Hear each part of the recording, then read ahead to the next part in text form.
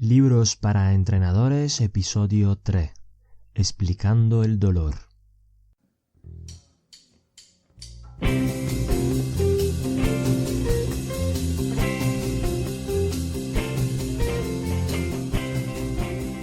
Bienvenido al podcast Libros para entrenadores. Para mejorar como persona y como profesional hay que seguir aprendiendo día a día. Si te paras, estás perdido. Hoy en día el valor añadido de cualquier profesional o empresa es el conocimiento. Sin embargo, cada día hay más y más información relacionada con el mundo del entrenamiento y de la salud, y el problema principal hoy en día no es acceder a ella, sino saber filtrarla. Si me lo permites, me gustaría ayudarte a filtrar toda esa información y plasmártela en conocimiento aplicable en tu trabajo diario. Seguro que tú también habrás pensado, no tengo tiempo para leer, tengo que trabajar o tengo que entrenar, otra excusa de esta. Pero de verdad no tienes para leer 15 minutos todos los días, por ejemplo mientras desayuna, o merienda, o espera el autobús, o cuando vas en metro o en avión. Bueno, en esto también te puedo ayudar, siempre que quieras. Te resumiré en cada podcast los mejores libros sobre entrenamiento, redactación de lesiones y salud. Hola y bienvenido a todos a un nuevo episodio de Libros para entrenadores. Antes de empezar ese programa me gustaría agradecer a todo el mundo por el apoyo recibido en estos días. La verdad que estoy muy agradecido a todos. He tenido miles de escuchas en iVoox, iTunes y SoundCloud y miles de visitas en la página web, comentarios y feedbacks positivos y constructivos para mejorar tanto la página web como los podcasts. Así que gracias a todos. Dicho esto, vamos a empezar con este nuevo episodio de Libros para entrenadores. En este podcast vamos a resumir quizá el mejor libro y el libro de referencias para entender qué es el dolor y por qué nos duele. Así que este podcast va dirigido a todas aquellas personas que tienen dolor, que realmente son muchas, y a todos aquellos profesionales del mundo de la salud y del deporte que se dedican a mejorar la calidad de vida de estas personas. Realmente un libro es muy ameno, muy fácil de entender, y los autores han hecho un esfuerzo increíble para resumir todas aquellas publicaciones más recientes sobre neurociencia del dolor. Encontraréis muchísimas ilustraciones, ejemplos y metáforas. Está dividido en 6 secciones y son poco más de 100 páginas, ¿vale? Así que seguramente en 2-3 días podréis leerlo. Sin embargo, bueno, yo lo he leído en 2-3 días, pero lo leo a menudo. Por lo menos cada año lo releo y cada vez aprendo más. Así que siendo un libro tan corto puede ser un libro de consulta y lo podéis ir leyendo más veces durante varios años, ¿no? ¿Y los autores quiénes son? Pues dos auténticos monstruos de la neurociencia del dolor y que han, podemos decir, revolucionado el mundo de la salud, que son David Butler y Lorimer Moseley. Si no lo conoces, pues te invito a buscar información sobre ello y verás que en internet hay vídeos, artículos, cursos de estos dos grandísimos profesionales. Este libro, la primera edición fue del 2003, ¿vale? Ya estamos hablando de 15 años, y se sigue reeditando y es, como he dicho antes, una referencia. Hoy en día han sacado una nueva versión de este libro que es Explain the Pain Superchanged, que es muy probable que resumiremos también en próximos episodios. Pero vamos a empezar por lo fácil y lo sencillo y ya luego iremos complicando un poco la historia. En la parte 1, que podemos llamar parte de contextualización, nos empieza a explicar algo que para mí es fundamental y hay que explicarlo y hacerlo entender a toda aquella persona que tienen dolor o trabajan con personas con dolor. Que todas las respuestas del dolor son respuestas normales a lo que tu cerebro considera que es una amenaza. Es decir, tenemos que entender como el dolor no como algo negativo, sino como un mecanismo de supervivencia. Fundamentalmente el dolor nos avisa de algo, le llega información de diferentes partes del cuerpo, diferentes partes del cerebro, y para protegernos de una amenaza, responde con este dolor. Pero algo que tenéis que tener claro, que más daño no es igual a más dolor.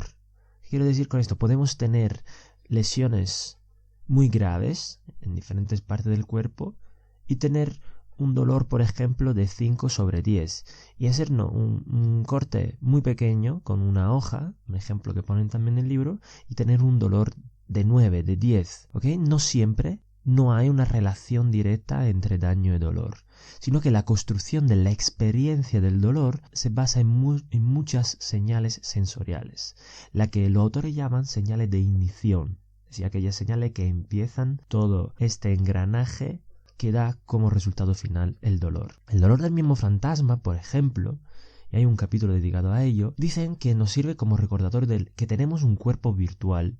Quieren decir los autores con esto: nosotros tenemos nuestro cuerpo real, pero realmente también tenemos una representación de nuestro cuerpo dentro de nuestro cerebro.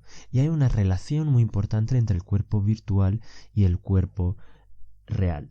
Es decir, en el caso del miembro fantasma, por ejemplo, aquellas personas que han sido amputadas de una extremidad siguen teniendo dolor en la extremidad amputada. Es decir, el cuerpo real ya no está ahí, ya no tenemos esta mano, no tenemos este brazo, no tenemos esta pierna. Sin embargo, para el cuerpo virtual sigue existiendo esta pierna. Así que hasta que no modifiquemos ese cuerpo virtual, vamos a notar aún nuestro cuerpo real. En la parte 2 se centra más en las señales sensoriales y en las representaciones mentales, los mapas cerebrales que ellos definen como neuroetiqueta. Vamos por la primera. Nos explican los autores en este libro que los sensores de peligros están diseminados por todo el cuerpo. Tenemos receptores que nos informan de un cambio de presión, de calor, de acidez, de que algo peligroso puede estar pasando. Si no pasamos determinado umbral, por ejemplo, de presión, determinado umbral de calor, podrían dañarse unos tejidos, ¿no? Entonces, estas señales se envían al cerebro.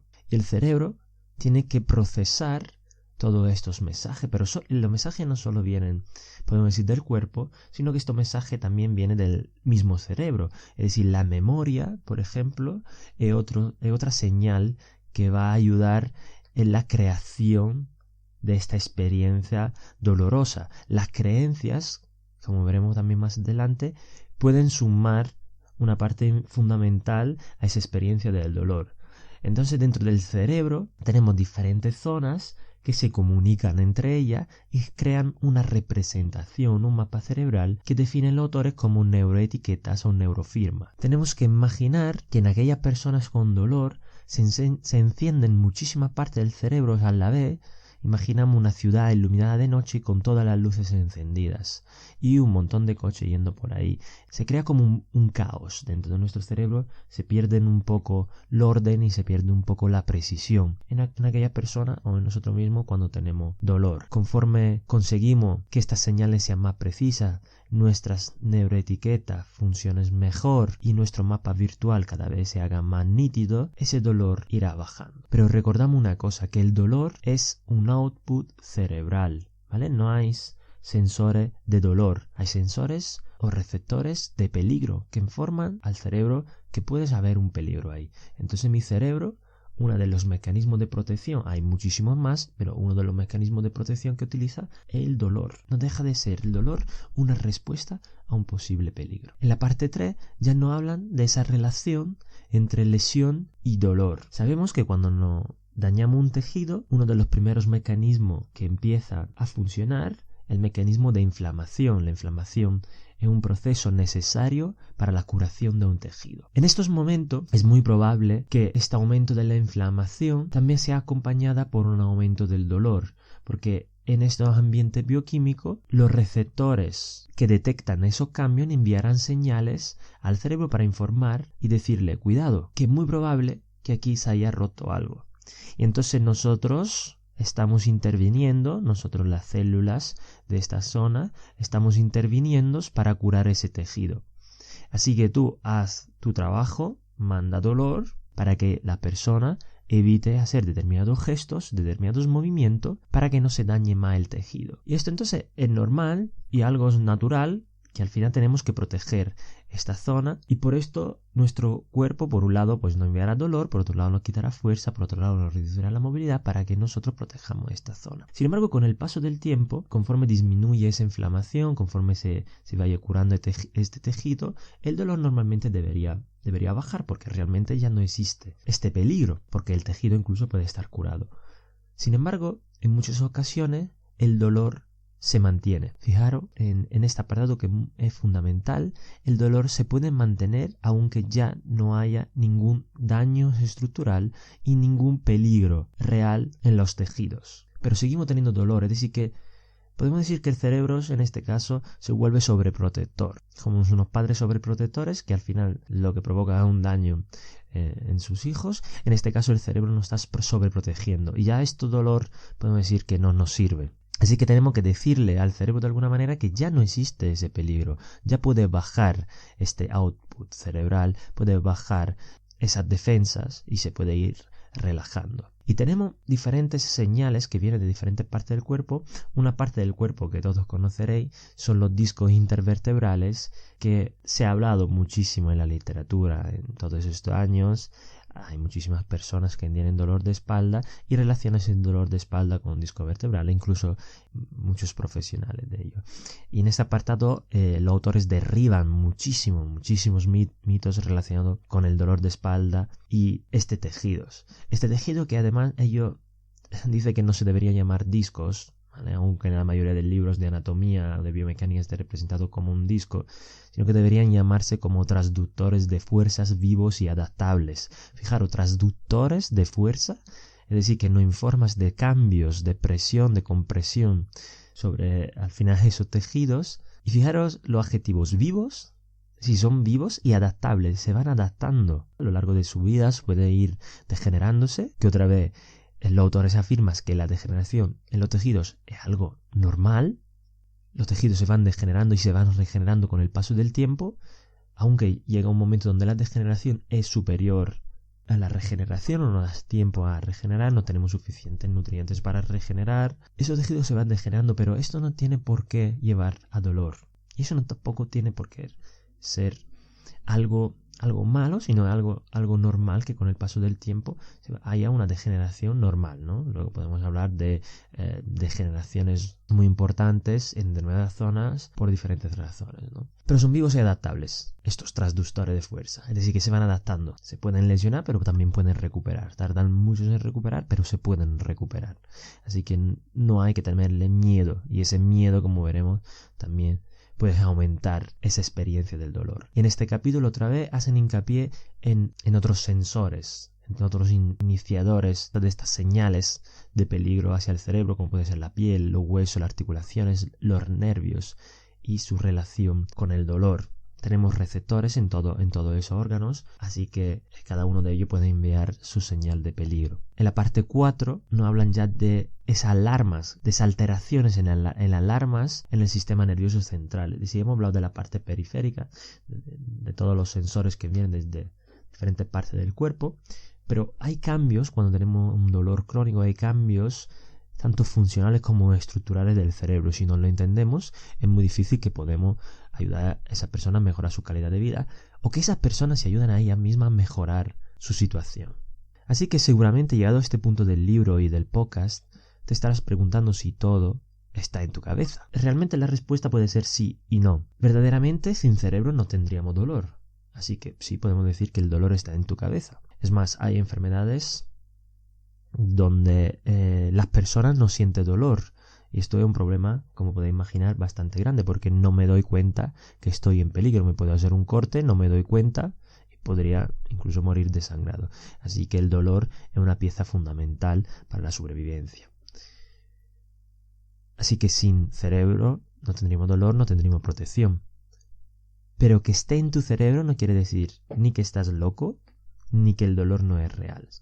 Es muy, muy real tu dolor. Así que si has interpretado que tu profesional te ha dicho que tu dolor está en tu cerebro, no te lo tomes a mal, ¿vale? No te está llamando loco, sino que realmente los procesos fundamentales por lo que sale ese output, sale esa respuesta, están en el cerebro, como la mayoría de cosas que pasan en nuestro cuerpo, ¿no?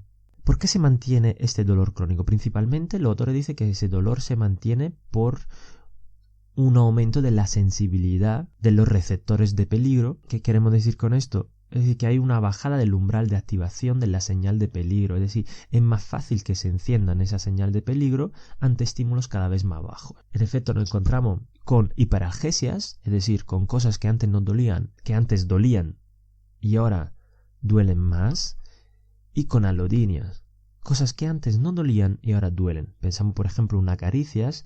Imaginamos que nos hemos lesionado la rodilla y una acaricias por encima de la rodilla parece casi que nos esté quemando, ¿no? Habréis sentido seguro esta sensación. Y esto que antes no dolía, una caricia que incluso daba placer, pues ahora duele. Bueno, eso puede estar relacionado con esa sensibilidad, con ese aumento de la sensibilidad, que los autores dicen que es la característica fundamental para el cual el dolor persista. Además de estos cambios funcionales y estructurales dentro del cerebro, es decir, las conexiones a nivel cerebral se van modificando y esto hay que cambiarlo si queremos que el dolor desaparezca. Así que recordamos, el dolor es normal, pero los procesos que subyacen a este dolor pueden estar alterados.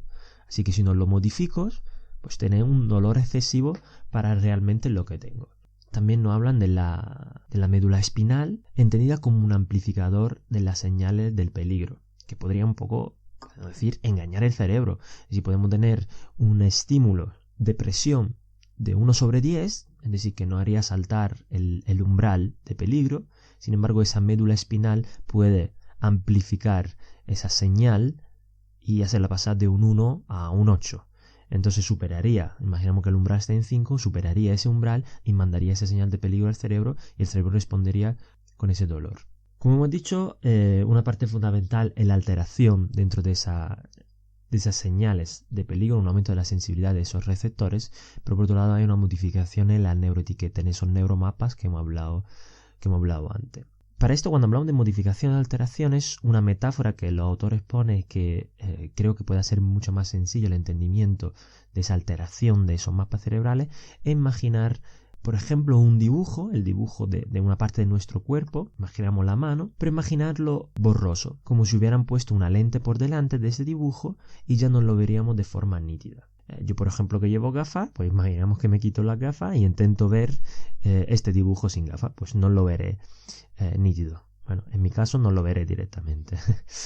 Así que me pongo luego una lente con una graduación específica y ya lo veo nítido. Cuando tenemos dolor, realmente como si estuviéramos sin gafas, vemos borrosa esa parte del cuerpo, nuestro cerebro interpreta borrosa esa parte del cuerpo, así que no entiende bien lo que está pasando. Y lo identifica como algo peligroso, así que mandaría dolor. ¿Cómo puedo modificar eso? Pues poniéndome una lente de mi graduación, haciendo entender realmente al cerebro qué es lo que está pasando. Y además, no es que hay solo un área del cerebro dedicada a esto, sino que tenemos que entender que el cerebro es como una orquesta que interpreta una melodía, que cada instrumento tiene su propia melodía, sin embargo, cuando tocan juntos dan una melodía completamente diferente. Y si falla algún instrumento y queremos mantener la misma melodía, algunos tienen que empezar a tocar también otros instrumentos y empezamos a encontrarnos en una situación de caos dentro de esa orquesta. Eso es lo que pasa cuando estamos en situación de dolor. Otra cosa que hablan en este capítulo es la influencia de los pensamientos en la creencia. Mi actitud ante mi dolor, mi creencia sobre el dolor. Pensar, por ejemplo, que tienes algo grave, es una enfermedad irreparable, eso puede aumentar ya directamente tu dolor. Además tenemos que pensar que cuando tenemos dolor no hay solo cambios en el sistema nervioso central, en el sistema nervioso simpático, parasimpático, sino que hay alteraciones en el sistema inmune, hay una alteración en la respuesta endocrina y esto también afecta a las estrategias de movimiento, así que afecta también al sistema motor. Es decir, que nunca en el cuerpo pasa algo solo en una parte sin tocar la demás. Todos los sistemas están relacionados entre ellos, estamos hablando de sistemas complejos que se van autoorganizando dependiendo de los determinados estímulos, los entornos y la tarea que estamos ejecutando. Así que en personas con dolor podemos ver que hay una modificación de su movimiento, muy probablemente reducirán la variabilidad de su movimiento, se moverán de manera, podemos decir, muchos más torpes, serán muchos más rígidos, porque incluso tendrán miedo a hacer determinados movimientos y ese miedo reducirá su variabilidad y esa reducción de la variabilidad disminuirá las señales aferentes propioceptivas a nuestro cerebro, esto borrará aún más esos mapas cerebrales y como resultado de todo esto aumentará el dolor.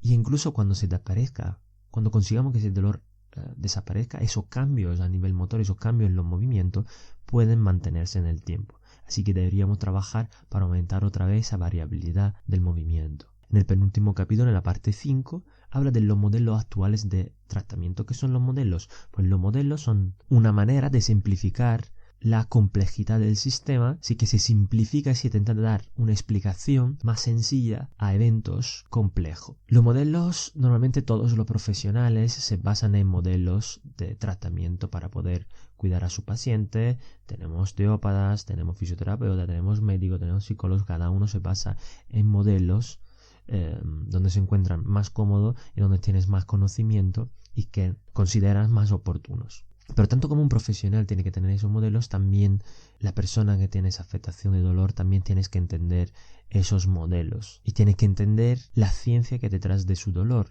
Tiene que ser protagonista de su recuperación, no tiene que ser pasivo ante su recuperación, dejar todo en las manos de los profesionales y olvidarse. Así que aquí nos hablan de 5 modelos de referencias, que son el modelo de la orquesta de la neurofirma, de lo que hemos hablado también antes, el modelo de las cajas de cebollas, el modelo basado en el miedo, el modelo evolutivo y el modelo de toma de decisiones. Os invito a leer los 5 y entenderlo bien. En ese libro relacionas esos 5 modelos para dar una explicación más exacta o que explica mejor el por qué nos duele algo. Luego nos hablas de una capacidad que es fundamental en la vida y sobre todo si tenemos dolor, que es la capacidad de afrontamiento, que es aquella capacidad que nos permite identificar, manejar y superar los problemas que nos estresan cada día. Al final, si el dolor, el problema es que nos está evitando hacer diferentes cosas que nos gusta hacer o que tenemos que hacer, pues tenemos que tener un afrontamiento activo ante ese problema, sino pasivo. ¿Qué queremos decir? Que tenemos que aprender, por ejemplo, acerca de este problema, saber qué es el dolor, por qué me duele algo. Hay que buscar maneras de moverse. Algo fundamental que tenemos que entender, que siempre va a haber un movimiento libre de dolor. Siempre va a haber un movimiento que podamos ejecutar sin dolor, por muy pequeño que sea o por mucho esfuerzo que cueste hacerlo, pero siempre habrá un movimiento sin dolor. Hay que explorar y empujar poco a poco los límites del dolor. Tenemos en cuenta que nuestro umbral ha bajado y tenemos que movernos cerca de este umbral para que poco a poco vaya subiendo. Hay que mantenerse positivo, una actitud positiva. Las personas optimistas son las que mejor prognosis tienen en recuperarse de dolores crónicos. Y hay que hacer planes, hay que planificar nuestra vuelta a la vida normal, es decir, nuestra vida sin dolor. Pero para esto hay que ser muy metódico y planificarlo, con la ayuda claramente de un profesional. El afrontamiento pasivo no nos va a ayudar en nada al dolor e incluso va a cronificar este dolor. Por ejemplo, evitando la actividad que nos moleste, simplemente estaremos evitando el problema y probablemente el dolor luego inundará también otras actividades de nuestra vida. No hacer nada, es decir, estar tumbado porque no puedo estar de pie, no va a quitarme el dolor. Esperar que pase algo, que un día me despierte y esté sin dolor, no va a pasar. Y creyendo que alguien va a tener la respuesta que me va a cambiar la vida o que me va a dar la pastilla que me quita todo en un día, como si fuera una pesadilla, tampoco va a pasar. La recuperación es un proceso, ¿vale? Igual que has tardado tiempo en desarrollar un dolor crónico, ¿no? Tendrás que hacer ese proceso, ese camino a la inversa para poder recuperarte. Y finalmente en este capítulo me hablan de 2 tipos de relaciones que podemos tener con dolor, 2 tipos de patrón, el patrón de declive gradual, el patrón de ascenso y caída. Como dice la misma palabra, podemos cada vez ir empeorando, evitando ese dolor o llegar incluso a depresión porque no vemos punto de salida. Y el otro, que el patrón de ascenso y caída, me voy retando, voy aguantando hasta que el dolor me impide, me deshabilite a hacer cualquier tipo de actividad. Así que luego habrá una caída drástica, y esto suele pasar sobre todo en aquellas personas que son muy perfeccionistas y que quieren tenerlo todo controlado. Si estáis en ambas 2 situaciones, buscar un profesional que os pueda ayudar, que ya os digo, puede ser diferentes profesional, puede ser un fisio, puede ser un psicólogo, dependiendo de qué parte, qué área, qué dimensión, si es mala psicológica, mala social o mala biológica, esté más afectada de vuestro dolor. Normalmente siempre las 3 están afectadas, están relacionadas, pero habrá personas que tienen una dimensión psicológica más alterada, una dimensión social más alterada, una dimensión biológica más alterada. Debido de esto, que para esto necesitáis un buen diagnóstico médico, un profesional podrá ayudar más o menos, pero sobre todo también vosotros tenéis que poner de vuestra parte para poder recuperaros. En la parte 6 finalmente nos propone tratamiento, así que invito, una vez que hayáis entendido qué es el dolor, a leer este capítulo que está realmente bien. Y una frase con la que empieza en el capítulo, y quería citarla, es la siguiente: nadie tiene una única solución para todos los dolores. Os dejo interpretar esta frase. Si queréis escribirme lo que entendéis por nadie tiene una única solución para todos los dolores, escribir en los comentarios o en el grupo de libros para entrenadores qué es lo que entendéis con esta afirmación. En esta parte del libro nos dan 4 herramientas. La primera es la educación, la comprensión del dolor, que en parte hemos estado trabajando a través de este podcast, y en parte lo haréis leyendo este libro y acudiendo a profesionales que os puedan ayudar en comprender el por qué os duele algo. La segunda herramienta son los pensamientos inteligentes, así como lo habla ello, y luego voy a proponer una práctica sobre esto. La tercera es la exposición rítmica y gradual, como he dicho antes, un proceso, y hay que exponerse poco a poco a las mejoras para ir eliminando el dolor. Y la herramienta 4 es engañar el cerebro, modificar nuestro cuerpo virtual para que nuestro cuerpo real también mejore. Y también aquí propones más de 10 ejercicios para engañar vuestro cerebro. Así que os invito a leerlo, no da tiempo a resumirlo todo. Terminamos con las aplicaciones prácticas que propongo al final de cada podcast. Esta vez os voy a proponer una sola práctica, que también la propone en el libro, y me parece importantísima que podáis realizarla, tanto si sois profesionales de la salud, que seguramente habréis tenido dolor también vosotros, tanto si sois personas que están afectadas por algún tipo de dolor, ¿no? Así que imaginas que estás sentado delante del ordenador, como estoy yo en este momento, trabajando o estudiando, y de repente aparece el dolor, que puede ser en el cuello, en la espalda, en el hombro, y piensa en todo lo que sabes del dolor, en todo lo que has aprendido en ese podcast, en todo lo que has aprendido durante el tiempo sobre el dolor, y lo que hayas aprendido leyendo ese libro o lo que vas a aprender leyendo ese libro. Piensa que has podido activar esos sistemas de alarma y los señales de peligro que están avisando a tu cerebro que algo mal puede estar pasando por ahí. ¿Por qué crees que la orquesta, esa neuroetiqueta, han empezado a interpretar la melodía del dolor sin que haya tocado tu tejido, sin que haya tenido un trauma, un corte, nada de esto? Piénsalo e intenta dar una respuesta a esta pregunta. Puedes escribírmela en los comentarios, en el grupo de libros para entrenadores, puedes enviármelo por correo, puedes escribírmelo en la página web, donde tú quieras, pero me interesa realmente saber si con este podcast he podido hacerte entender un poco más sobre el dolor. Espero que podáis dar vuestra respuesta, todas son correctas, ¿vale? No tengáis miedo a responder. Así que con esto terminamos este tercer libro, y si te ha gustado, comparte conmigo tus opiniones y con otros oyentes, y si quieres seguir escuchándome, no olvides suscribirte tanto en la plataforma de iVoox, iTunes, SoundCloud o en mi página web, y seguirme en las diferentes redes sociales, Facebook, Instagram, Twitter, donde voy publicando también otros posts relacionados con la salud, el deporte y el entrenamiento. Sin más, me despido y nos vemos en el próximo programa. Te mando un saludo y recuerda, el conocimiento es tu poder y los libros tus armas.